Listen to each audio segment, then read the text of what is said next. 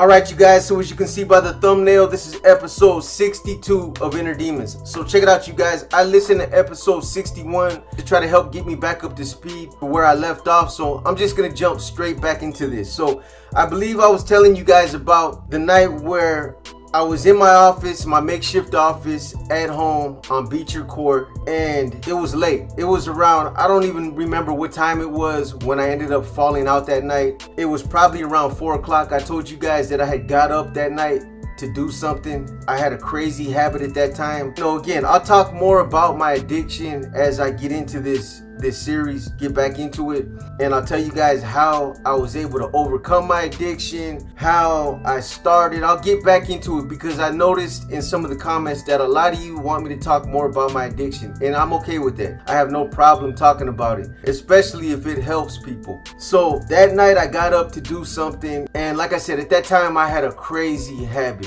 I wasn't consciously trying to overdose on this stuff, but that's the direction that I was heading in because I was just doing more and more. I told you guys that the amount that I was doing, I couldn't even do it in a spoon anymore. I had to use the bottom of a can because the cooker just wasn't big enough. And I mean, I can't emphasize this enough. What I was doing, it wasn't a regular habit. It wasn't a normal habit. This was a dealer's habit where I was basically just doing as much as I wanted whenever I wanted. And money wasn't an issue at that time. I was making a lot of money, so I was able to buy, as much of that stuff as I needed. Anyways, I remember falling asleep sometime. It was probably around 4 o'clock in the morning. My girl had went to sleep probably around 11 o'clock that night. And this is something else that I want to make sure that I make clear to you guys because, during the last couple of months before it led up to this day, my girl had seen things throughout the course of, those last couple of months that I never seen myself. Whether it was a guy with the clipboard, whether it was the van that was parked across the street with the tinted windows that ended up being a surveillance van, or the guy up on the pole acting like he was a PG&E worker. She's seen a lot of things that stood out to her that when she pointed them out to me, I brushed it off like, that's nothing, you're tripping. I thought I was on top of my game. This wasn't my first rodeo. You guys got to remember, I had got out the first time in 1992, and that time when I got out, I started functioning in a street regiment. So this was 2004. This was 12 years later. I had only stayed out. I would only stay out for a month here or a month there. But every time I got out, I hit the ground running, and I was always functioning in street regiments. I would never just get back out and go on to live my life like regular people do when they parole. I was an NF member and I was committed for life. So I had a different kind of commitment that I had to live up to. I didn't have a lot of downtime out there. So whenever I would get out, it wasn't like I would fall in line and start working under somebody else. I was always the regimental commander out there. I was always either starting a regiment up or I was trying to put a regiment back together that had dispersed. So it wasn't like I got out and I got in line and started functioning in a regiment that was already up and running. I had a little bit of time to get out and to get things back in order. And I spent a little bit of time with my family, with my kids. I was never a father, and I'm still trying to mend those relationships to this day. People can say what they want about me, but the way that I looked at it at that time was that I didn't want to be a part-time father. And if I couldn't be a part of my kids' life full-time, I didn't want to pop in and out.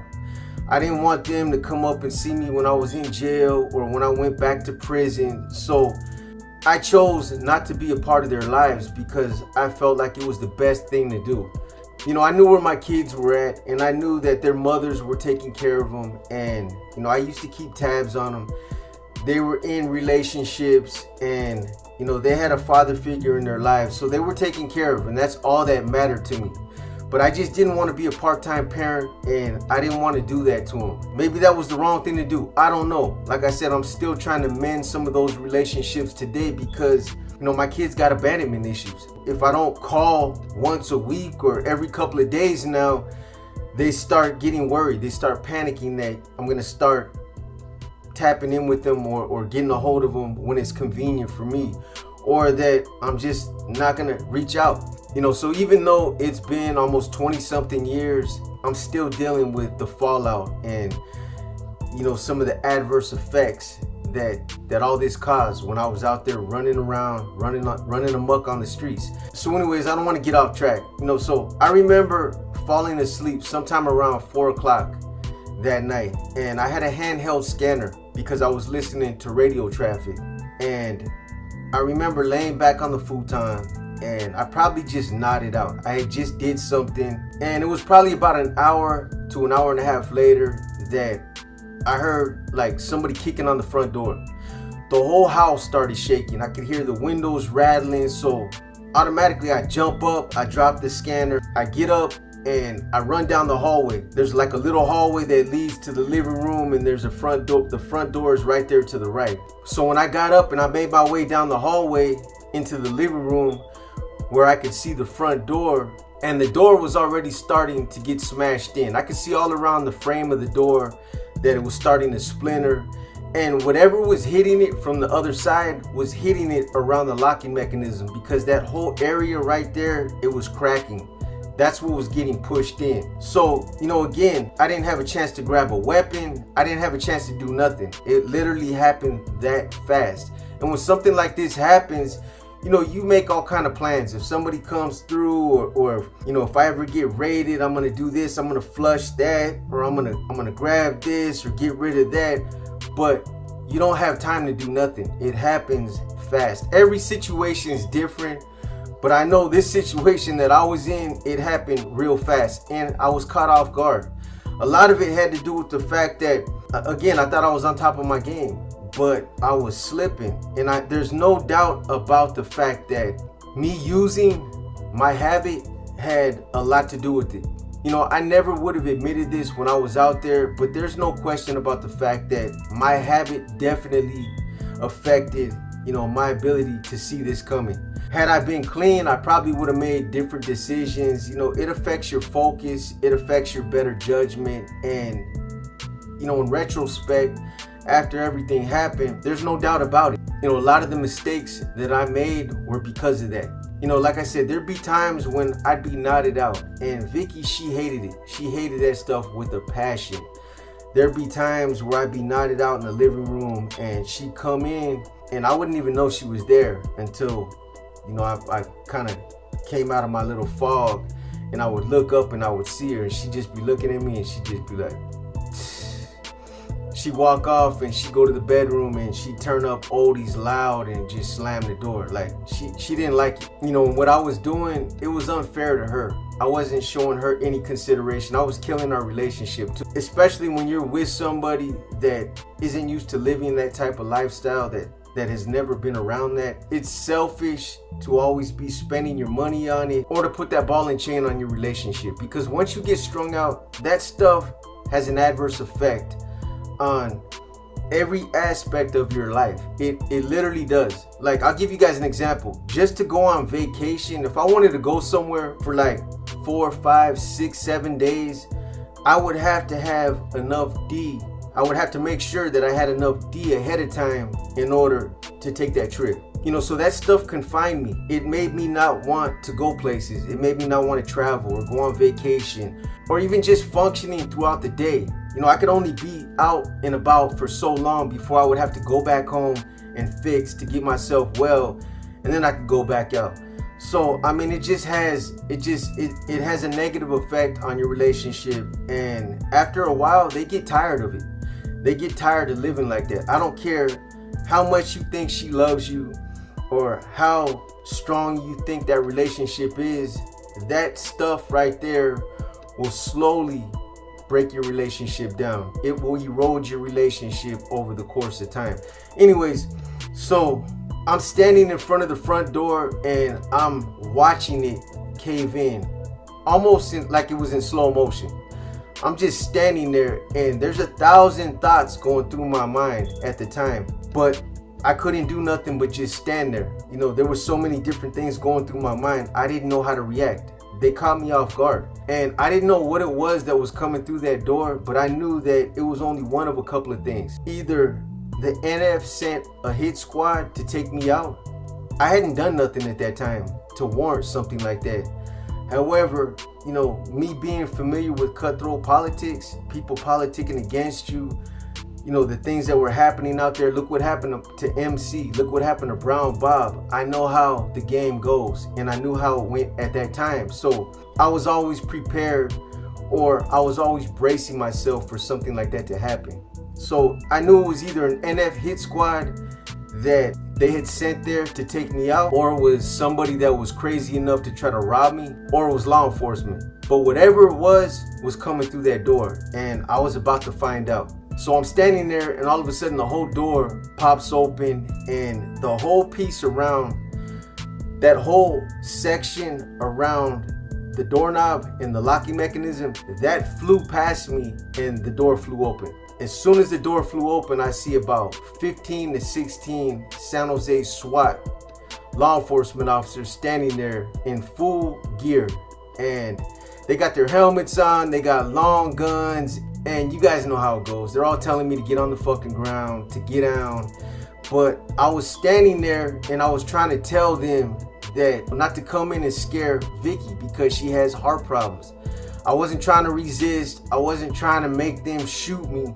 But, you know, I probably looked pretty ridiculous standing there in a pair of basketball shorts, a wife beater with no weapon, and like I was trying to stand up and challenge these dudes. But that wasn't it. They probably couldn't even hear me.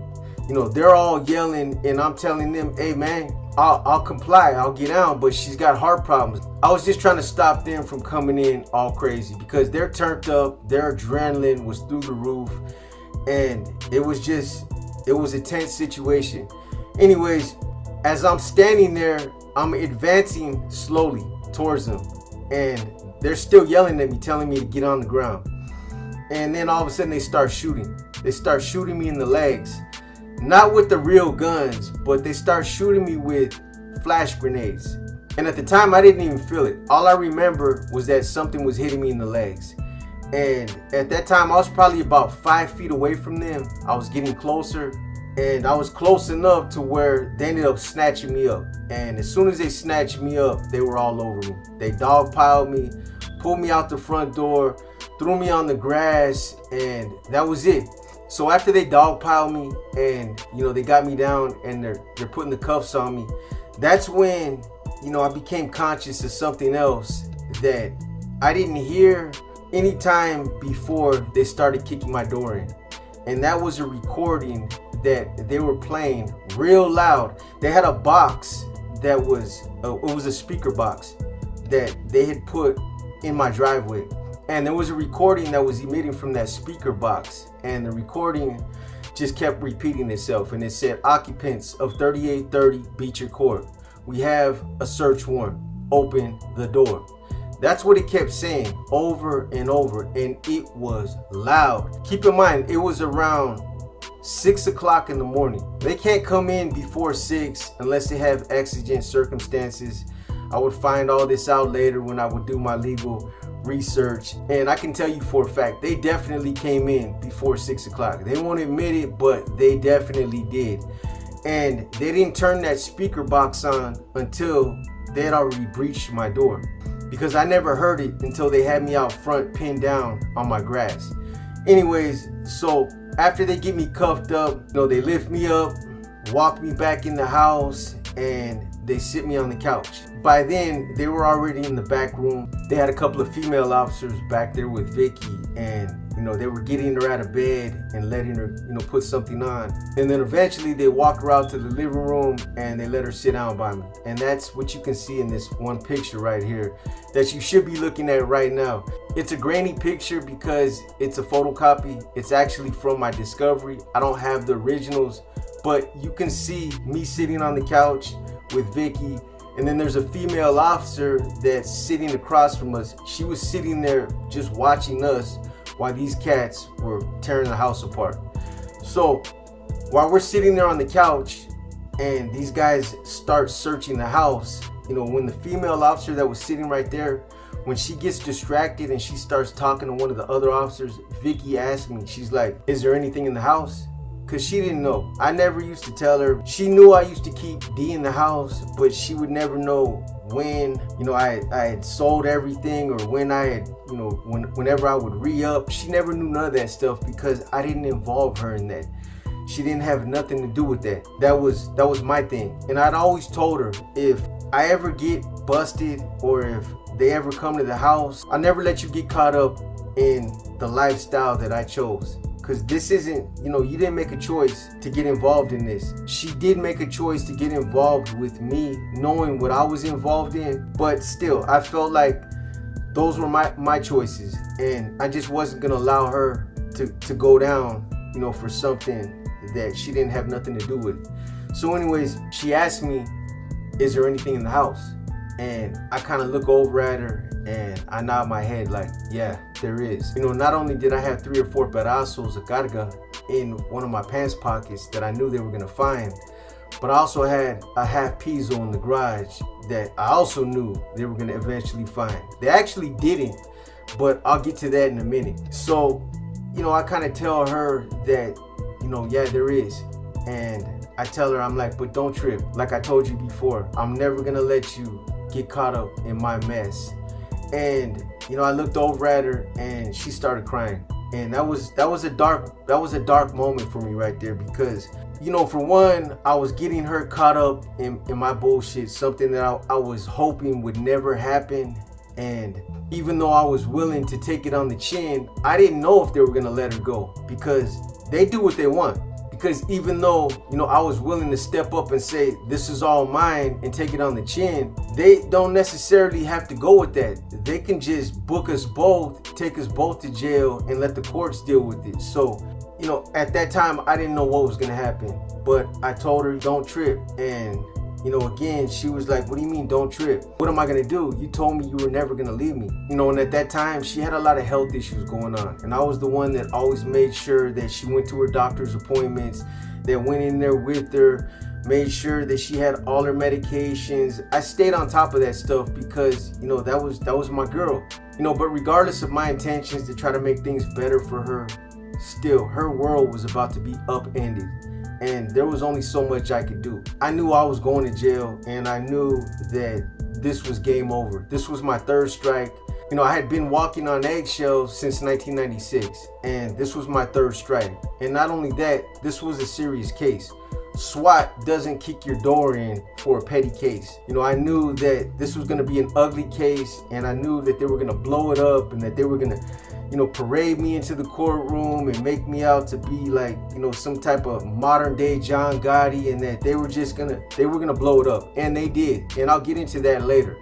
But anyways, as I'm sitting there on the couch with Vicky, I'm trying my best to comfort her and to tell her whatever I can tell her to try to make things seem like they're gonna get better. You know, but even though I was trying to think of anything and everything to tell her to make things better, there wasn't a whole lot I could tell her, because I knew things were about to get ugly. I was going to jail, and there was only so much I could do. You know, my thinking at that time was, hopefully I can get some of the regimental members to help her move her stuff back up to Ukiah, where her parents were, where all her family was in Mendocino County. You know, try to get her some money off the streets to help her, because she didn't have any source of income. All she had was her Social Security. She was on SSI because of her health conditions, and she wasn't able to work. So at some point, as I'm sitting there on the couch, you know, I look up and there's this cat in a 3-piece suit that's walking through the house, and he's just like surveying the crime scene. He's just like walking through, taking notes. He's writing stuff down. And at the time, I didn't know who he was. I thought he was probably a Fed or something like that. But later on, I would find out that this was actually the district attorney, Lance Daughtry, that would prosecute my case and several other cases that he would later become involved in. So I just remember sitting there watching him walk around, taking notes, and we made eye contact a couple of times. And I never forgot his face until later on when I went to court, and then I seen him and I remembered him. I'm like, that's that dude that was walking around in the house the day I got raided. That was the district attorney. So it all made sense later. So like I said, the first time that I talked about this, the first time that I ran Inner Demons, me sitting there seeing Vicky in handcuffs, it it bothered me. It bothered me in the worstest way, and I just wanted them to take her handcuffs off. I knew that they wouldn't, and I knew that it wouldn't happen, but seeing her in handcuffs, it bothered me in the worst way. And at one point, I remember there was a sergeant that was part of the search team, and I got his attention and I called him into the living room. And when he came in there, I was like, hey man, look, she doesn't have anything to do with anything that's going on here. Anything that you guys find, it's mine, and I'll take it on the chin. But she's not aware of anything that's going on here, so you guys need to just let her go. And like I said, I knew it wasn't as simple as that. I knew they weren't just gonna say, oh, okay, and just take the cuffs off her and let her go. It was gonna be a process, but at least I let them know that I was willing to do it. So before I get into this next part, there's something that I actually forgot to tell you guys. So after they pulled me out the front door and they had me pinned down on the grass, as soon as they got the cuffs on me, I remember one of the cops asked me, where's the dog? You know, almost like he was concerned that there was a big pit bull or something that was gonna maul them or bite somebody. And when he said that, you know, it made me realize that these guys must have done their homework. Somebody told them I had a dog, because it's not like I used to walk this dog. The dog I had at that time, actually, I got a history of liking little dogs, because at that time, the dog that we had was actually smaller than Gizmo. It was like a little small, fluffy Pomeranian Chihuahua mix, and it was a small, tiny dog. But I remember when that cop said that, I told him, man, there ain't no pit bull, man. It's just a little small dog. It probably weighs no more than 4 pounds. So it was just something that I was tripping on, because I knew nobody in that neighborhood had ever seen that dog. It wasn't like I walked that dog. It was still a puppy. And, you know, I knew that whoever had told on me, whoever gave them information that led to this search, obviously told them that I had a dog. Otherwise, they wouldn't have been asking about a dog. Anyways, that was just something that I forgot to tell you guys about. I thought it was kind of funny that, you know, a whole team of San Jose SWAT law enforcement officers were scared of a little 4-pound Pomeranian. So anyways, this sergeant that I tried to talk to about getting Vicky cut loose basically tells me like this. He's like, look, this isn't our case. We have nothing to do with this case. We're just here to do the breach and to do the search. The officers that are in charge of this investigation, they should be here in about another 20 minutes. That's who you're gonna want to talk to. So about 10 minutes later, another officer walks through the front door in plain clothes. And when he walks in, he looks over at me and he's like, hey boxer, I'll holler at you in a minute.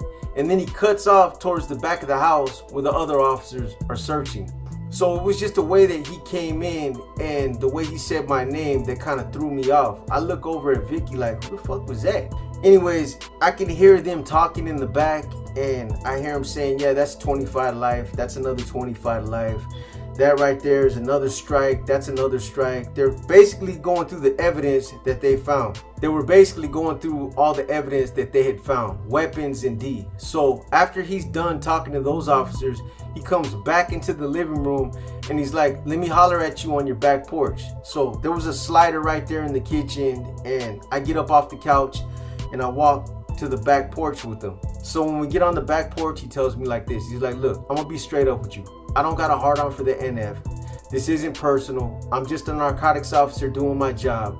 There's a lot of people telling on you, and I'll be straight up with you. This was an easy case to work. I know what you're doing out here. I know you're running an NF street regiment. I know Pony's your second in command. And I know that you guys are moving a lot of D on the streets. You're never gonna see the streets again. This is game over for you.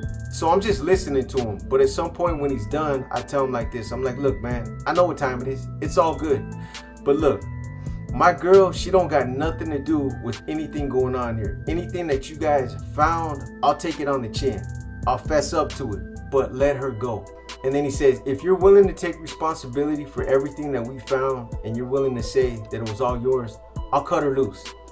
I'll give you my word that I'll cut her loose. But I'm gonna ask you one time, did we find all the contraband that's here at the house? Because if we didn't find it and then we end up finding it later, all bets are off. She's gonna go down with you. And I'm like, I don't even know what you guys found. What did you find? So he walks me back inside and he shows me a couple of pedazos that they found of carga.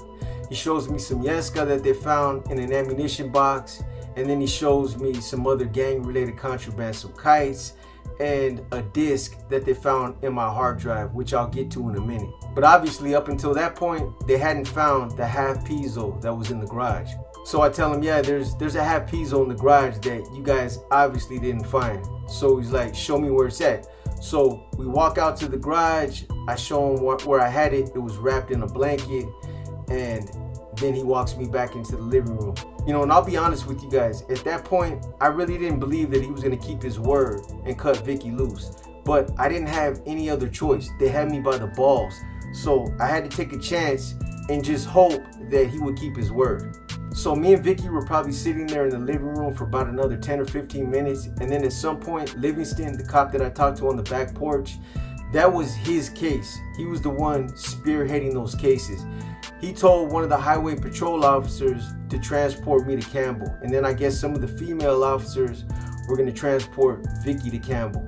So I remember getting up, and you know, when I stood up, they searched me one last time, and I had a knot of 20s in my pocket. I think I had about $2,200 of 20s in my pocket, and they found it. I was hoping they weren't going to find it. I was hoping I was going to be able to put that on my books, but when they found it, they ended up taking it. I even asked them, I'm like, man, you guys are going to take that? When they found it, I tried telling them that it was personal money because I wanted to put that on my books, but they ended up taking it too. Anyways, as they were walking me out of the house, I remember crossing paths with Vicky, and still to this day, I regret it. But instead of taking an opportunity to kiss her goodbye, you know, there was so many cops around, it was uncomfortable. I just kind of walked past her and I looked and I said, hey, it's gonna be okay. I'm gonna make sure you're all right. And I walked out. Anyways, this is probably a good place to end this episode because I'll pick it back up once we get to Campbell and I'll tell you guys what happened there. So be looking for episode 63 to be dropping sometime within the next few days. I'm going to try to get some of these episodes out between some of the regular stories that I put out. So I'll start getting them back out on a consistent basis, and hopefully I can get you guys back into this series. Anyways, I hope you guys enjoyed this episode of Inner Demons. If you guys liked this episode, give it a thumbs up. If you didn't like this episode, give it a thumbs down. But either way, drop a comment and let me know what you think. And again, something else that's extremely important that I'm going to continue to keep reminding you guys about is to not only hit the like, drop a comment, and share the video, but also hit the all symbol on the notification bell so that you're advised anytime I drop content on this channel. So with that being said, as always, I just want to thank those of you who continue to show your unwavering support and for also continuing to tap into this channel. In the meantime, you guys enjoy the rest of your day. Keep pushing that positivity. And until the next one, this is your boy B, and I'm gone.